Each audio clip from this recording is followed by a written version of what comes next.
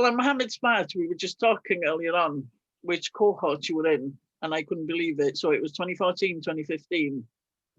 And I can remember this little short 15-year-old boy that had just done his final GCSE, coming into Envis, looking really nervous, bless him, and blowing everybody's socks off because he was so impressive and really wanted to do the apprenticeship. Yeah. So what do you remember from that day? So that was the recruitment day, basically. Yeah, I remember the day really well.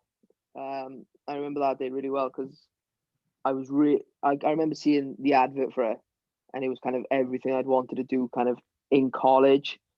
That was in my head because I just done my GCSE. So I looked at it and thought, like, if that was a college course, I'd love to do that. But I didn't realise what an apprenticeship was. I didn't really know. Do you know what I mean? So yeah.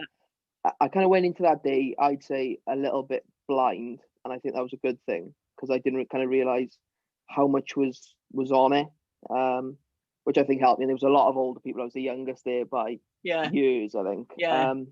I think going in blind was a good thing because I wasn't really nervous. I probably looked nervous, like you said. But yeah. I think you were nervous because you'd just come from an exam, to be perfectly honest. Yeah, I think I did. You know, I think the nerves came from that. And I think you're still the youngest apprentice we've ever had, actually. Yeah, and it was, I suppose, turning up and seeing people a lot older than me, kind of my age now, and thinking of the experience I've got now, you can see why I would be nervous. But I remember bits from the day, and I remember I think we were doing some teamwork group thing, and it was to pick like a radio show.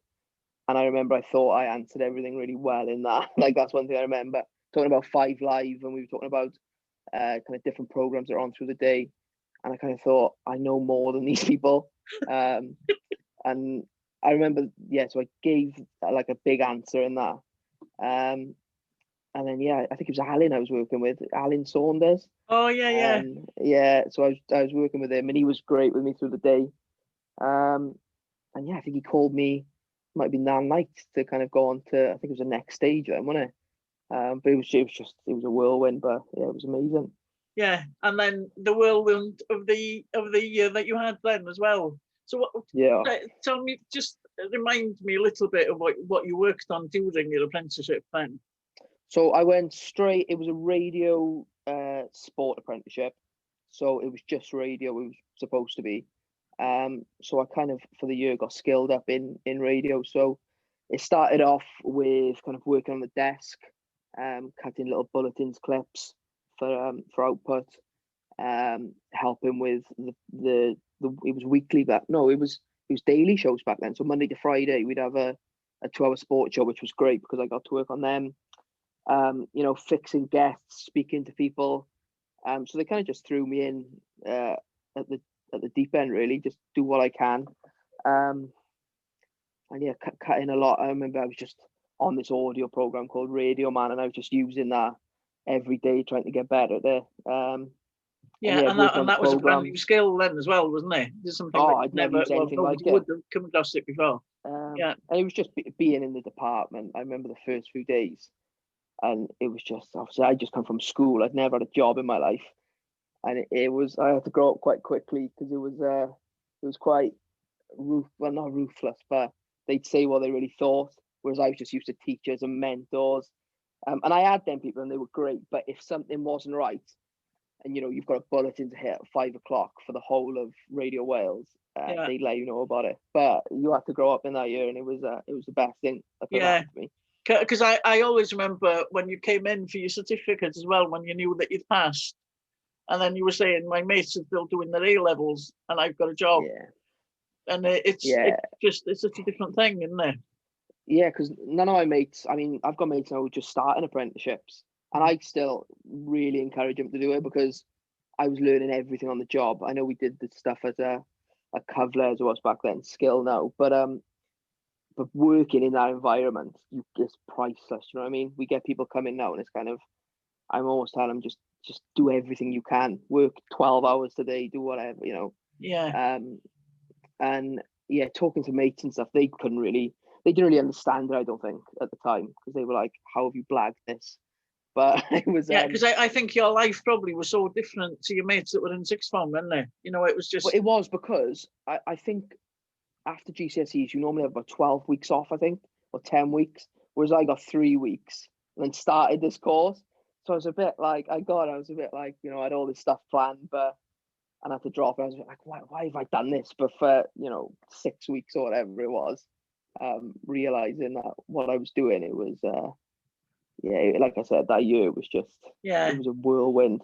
So tell me what happened then. So I know you were one of the people that we were based in SYC at the time, and you had your diploma and you knew that you'd finished, and then next day then I know that they didn't have a contract to give you in the BBC at the time. Yeah. Then, but what they try and do is give you whatever work they can just to keep your hand in, isn't they? Yeah. So the main thing I did back then was there was a Saturday show, which is obviously all the live sport, and there's a shift called a backwall shift, which is basically you're cutting all the goals or the archive, and I kind of made that. I kind of became the best at that on Saturdays, and then them Saturdays turned to Tuesday night games as well. And I remember I was working kind of every show on that back wall, and I got really good at it, and they really trusted me, and we had to kind of play goals in live into the show, and that was a big thing back then. You're the one on the What's the name of that machine? I've forgotten. So it was Radio Man we used. Okay. And it played into the workstation. Okay. Yeah. So I remember remember something similar on telly as well, don't they? And I've forgotten that's got a specific name. When they're on the OBs for highlights. Yeah, for highlights and stuff like that. Yeah. So I kind of... Yeah, there's a fair bit of pressure in that, isn't there, getting that? Oh, I remember turning up on the Saturdays, and I was nervous on a Friday night because the producers, that sports show is the one. It's still like it now. It's, especially with you've got 3 live games, maybe 4. You've got to catch everything in your year. And the producer, and that's what I do now, they want it there and then. Like, you don't want to be slow on anything. And if you mess something up, you be told. Do you know what I mean? Yeah. And I've seen people kind of not crumble, because it's not that kind of place. It's it's not a place where people should feel nervous, but you automatically do because you want to do well. But yeah, so I did them back wall shifts. It must have been for about a year, and then as it did, the back walling got turned into helping fix guests and fix stuff for shows. I started going to a few games myself to kind of see how everything was set up. And yeah, it was kind of on and off work, so it wasn't nothing constant, but I always had them Saturdays. Did you do some kind of social media producing as well? I seem to remember. So that was the next that was a contract I got. Okay. So after the back wall, the social media stuff come up, because a part of that back wall shift back then was you'd also have to tweet the goals on the BBC Sport Wales account. Again, another quite big job. And again, I was making it, so I was doing them every Tuesday as well. So they put me down to cut the goals and do the social. So a social media job came up for a 12-month contract for that. And I went for it and got it. So that was kind of the next part then. And then I kind of, the rest is history kind of thing, but you moved then from social media to mainstream radio back again then, didn't you? Yeah, so it must have been about 3 years ago now. There was 2 jobs going. There was one on social media, and I enjoyed it, but I didn't get the same buzz I did off live radio, because a lot of it was pre-planned, editing videos, and I enjoy it. It's a great skill to have, but the 2 jobs came up at the same time for social media, and then one for a radio producer. Well, I say radio producer, it was more of a kind of senior researcher, that kind of thing. But it was a step up from what I was doing. And I remember having a meeting with my boss and him just saying, which one do you fancy going for? And I said, the radio. And it was a bit risky because I kind of had this social stuff secured. And if I'd gone for that, I think I'd have got it. I think they had me down for it. But I went for it, got the radio, and I've been in radio ever since. So, and I've still got them social skills, because you don't lose them. Stuff no, like, you don't. Tweeting the right copy, editing videos, and as a producer with more responsibility, you know, I do all that stuff as well. So it was a really good year on social, doing different stuff. But radio was always what I wanted to do. So what does your week look like now then? Yeah, because you say you work 6 days a week and you're working in sport, obviously. So if I take you through this week, so the week starts on a Saturday for us. So Saturday, we have our sports show. It's obviously a bit different now with the pandemic, fixtures are everywhere, but Saturday's our main Radio World sports show. That's on air 2 till 5:30. So I work on that as there's a main producer, and when he doesn't produce, I produce. So it's like, and I also do Radio Cymru. So it's the same for that. There's a main producer. If he doesn't produce, I'll produce one of those. So that's our main sports show on a Saturday. So you've got your Cardiff City, Swansea City, Newport County, full commentary of all those, and all the rugby. So you produce on a Saturday. There'll sometimes be some Sunday games. So like this weekend, there was supposed to be some European rugby. So I was down to produce that. It's been postponed since because of the pandemic. But and then usually have Mondays off. And if you do the Saturday, Sunday, you'll have Monday, Tuesday off. And then Wednesday, Thursday are prep days for my Friday show. So like today, for example, I've got a show tomorrow, 7 till 10. I was supposed to have commentaries of an Ospreys game. I got called off yesterday. So I've since had to plan a 3-hour show. So you've got tiddlywinks from Edinburgh. Yeah, we got some good guests coming on. We got some good guests. But yeah, at the moment, that's just changed everything. You know, we've always got to have backups. But yeah, so I'll use the Wednesday, Thursday. I'll either do a podcast, because I produce podcasts as well. So we do the Ellis James Feast of Football and Scrum 5 podcast. But usually there's, if you're producing the Friday, somebody will give you a hand with those because it's so busy, that 3-hour show.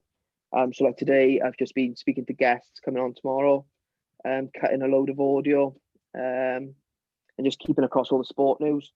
And then tomorrow I'm in Central Square. So that, sorry to cross you here, but so that work, do you do any of that at home during the pandemic, or do you do everything in Central Square?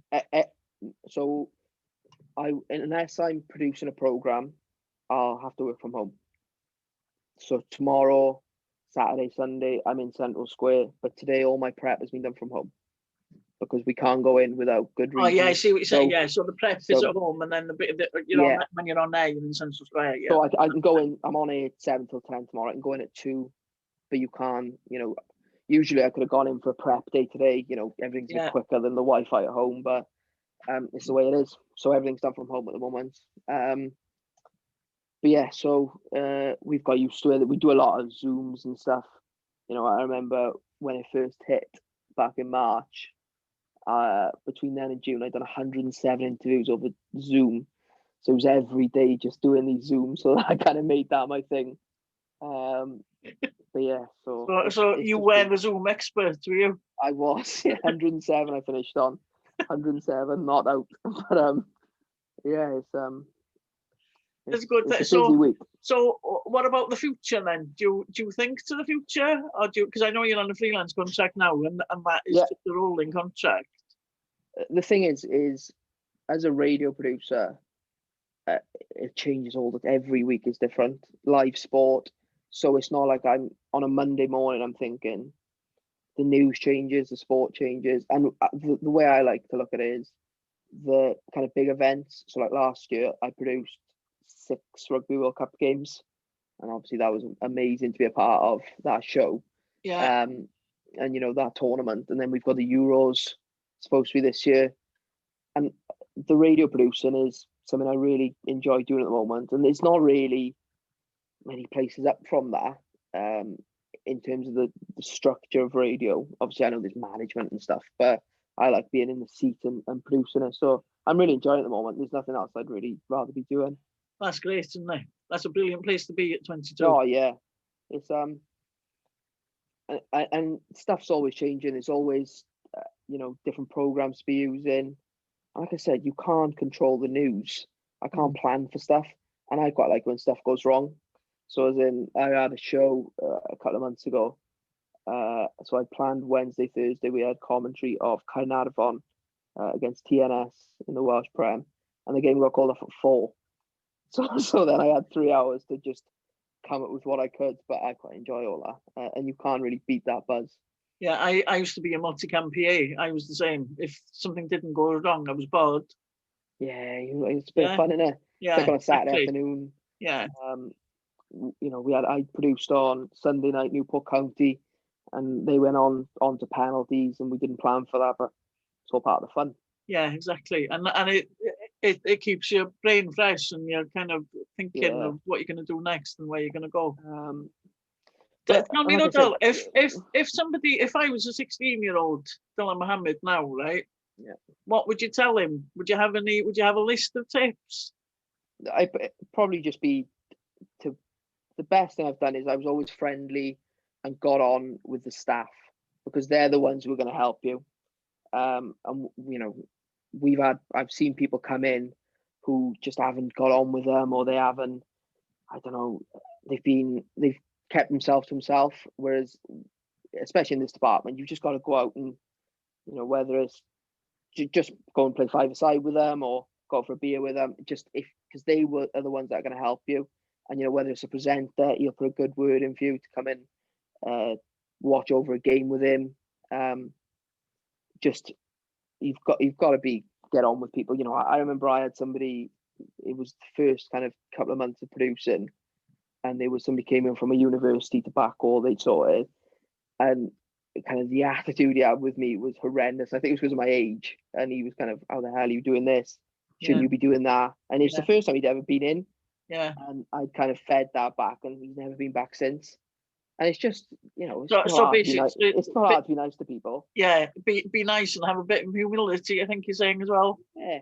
I've had some horrendous stuff happen on air as well, where I've messed up tracks. I've, edited something completely wrong, and they've all been talking over each other. But, stuff goes wrong, stuff happens. And, if you're sound to people, and people are happy with you, then they're going to forgive you for stuff like that. Yeah, and they're going to help, aren't they? If you've got a bit of a chip on your shoulder, they're not. Yeah. So how about tips for applying for an apprenticeship then? You say that you tell all your mates, go for an apprenticeship if you can, if there's something that you really want to do. But have you got any tips about what to do? Just make sure it's something you are interested in, because I was so interested in radio, and I listened to a lot of radio, and sport I'd loved. So I knew anything kind of that was thrown at me, I knew a bit about. And also, I can only speak from sport, so I don't really know other ways, but kind of get clued up on different sports. Also what the company is looking for. So, diversity is really important, for example. So you've got to make sure you're across stuff like that. We're really trying to increase kind of how much commentary we do on women's sport at the moment. And kind of try to get all this stuff is out there. People know that there's targets to hit for different stuff. So don't just kind of be, right, I just like football, I want to do football. Kind of, if you're asked to go and do a swimming piece, kind of embrace it and get involved with that. But make sure you enjoy it, because it makes it 1,000 times easier. Yeah, it's the same as I... Don't just apply for something for the sake of it. Yeah, the same as I always tell every one of you.